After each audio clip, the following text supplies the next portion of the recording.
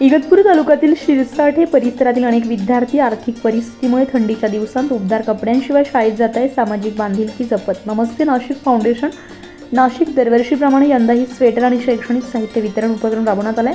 ग्रामीण आणि आदिवासी विद्यार्थ्यांच्या सर्वांगीण विकासाच्या उद्देशानं आदिवासी पाड्यांवर जाऊन गरजू विद्यार्थ्यांना स्वेटर आणि शैक्षणिक साहित्य वाटप करण्यात आले.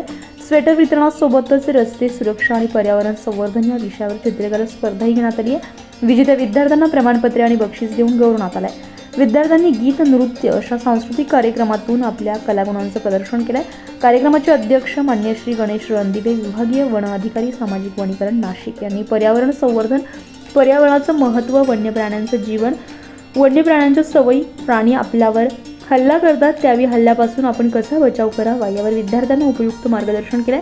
कार्यक्रमाचे प्रमुख पाहुणे प्रवीण सोनवणे, सहाय्यक मोटार वाहन नियंत्रक यांनी वाहतुकीचे नियम, हेल्मेटचं महत्त्व आणि इंधन बचतीबाबत विद्यार्थ्यांना माहिती दिली आहे. सौ स्नेहलदेव, अध्यक्ष नमस्ते नाशिक फाउंडेशन यांनी मूल्य, शिक्षण, शिस्त, व्यक्तिमत्व विकास आणि विद्यार्थ्यांना कशी स्वप्ने मोठी ठेवावीत याबाबत प्रेरणादायी मार्गदर्शन केले.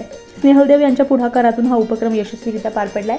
सार्जेंट श्री संपत नाना पाटील, तिरंगा भारत, श्रीमती शारदा सोनवणे यांनी भारतीय सेना, एअरफोर्स आणि देशसेवेची माहिती देत विद्यार्थ्यांना प्रोत्साहित केलंय. त्यांच्या हस्ते शाळेला स्मृतिचिन्हही प्रदान करण्यात आलंय. या कार्यक्रमासाठी शाळा व्यवस्थापन समितीचे अध्यक्ष श्री ज्ञानेश्वर सदगीर, अमृता चौथे, गावातील बंधू भगिनी दिगंबर एलमामे, दशरथ गांगोडे, तुकाराम एलमामे, बाळू चंद्रगीर तसेच तरुण मित्र मंडळ यांनी उत्साहानं सहभाग घेतलाय.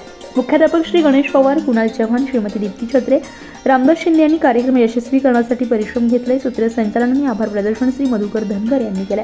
नमस्ते नाशिक फाउंडेशन, जिथे कमी तिथे आम्ही, शिरसाठे गावातील गरजू विद्यार्थ्यांना ऊब आणि शिक्षणाची साथ मिळवून देणारा हा उपक्रम सामाजिक संवेदनशीलतेचा सुंदर असा नमुना ठरलाय.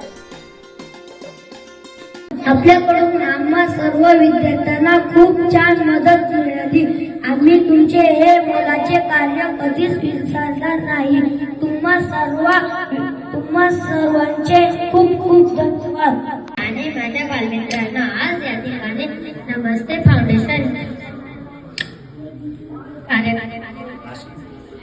नाशिक यांनी खूप छान कार्यक्रम घेतला.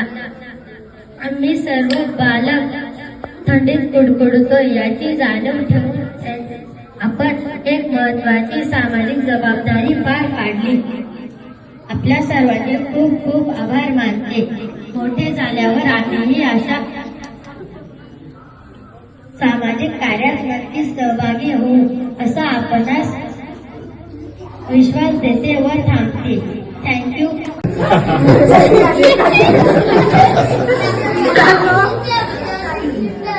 आपल्याला आपल्या आयुष्यात काही शिस्तीच्या पण गोष्टी असतात. आज तुम्ही लहान आहात, तुम्ही उद्या मोठे व्हाल. ट्रॅफिकचे पण काही नियम असतात. ते नियम तुम्हाला लहान वयातच लवकर कळावे यासाठी आपल्याकरता इथे सर आले आहेत आणि ते आपल्याला सांगणार आहेत की तुम्ही मोठं झाल्यावरती गाडी जेव्हा चालवाल तेव्हा ट्रॅफिकचे काय नियम असतात, कसं वागायचं, म्हणजे थोडक्यात तुम्हाला शिस्त कशी असते हे सांगायला पण आज आम्ही येथे आलो आहोत. आमची संस्था नमस्ते नाशिक फाउंडेशन नाशिक ही नेहमी जिथे कमी तिथे आम्ही या तत्वावर चालते आणि ज्या ठिकाणी ज्या लोकांना खरी गरज असेल त्यांच्यापर्यंत पोहोचण्याचं काम आमची संस्था करत असते.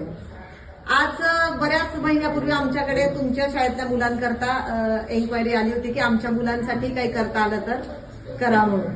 आणि आम्ही सर्व चेक केल्यानंतर आम्हाला खरंच लक्षात आलं की तुम्हा मुलांना खरंच आज हिवाळ्यात स्वेटरची गरज आहे. म्हणून आज आम्ही तुम्हाला इथे स्वेटर देण्याकरता आलो आहोत.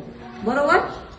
इकडे गावामध्ये गाडींना लॅम्प नसतो, टेल लॅम्प नसतो, दिसत नाही गाडी येते का नाही, तर थोडंसं सांभाळून चालत जा. ठीक आहे.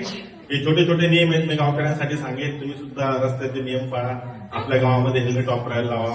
आणि त्याच्यानंतर गावामध्ये जे जोर जोरात चालतात समजा मोटरबाईकवाले त्यांना शाळेजवळ वगैरे स्पीड ब्रेकर वगैरे लावून त्यांना शिस्त लावा. आणि हे खूप महत्वाचं आहे. लहान लहान मुलं असतात शाळेत, कोणी वाहन गाडीत सगळ्यांना समजायला लागले. म्हणजे विद्यार्थ्यांना, तुम्हाला पण सगळ्यांना माहिती ना आपल्याला डॉक्टर व्हायचंय, वकील व्हायचंय. फॉरेस्टमध्ये कुणाला जायचंय का? नाही. मग तुमच्याकडे बिबट्या येतो का?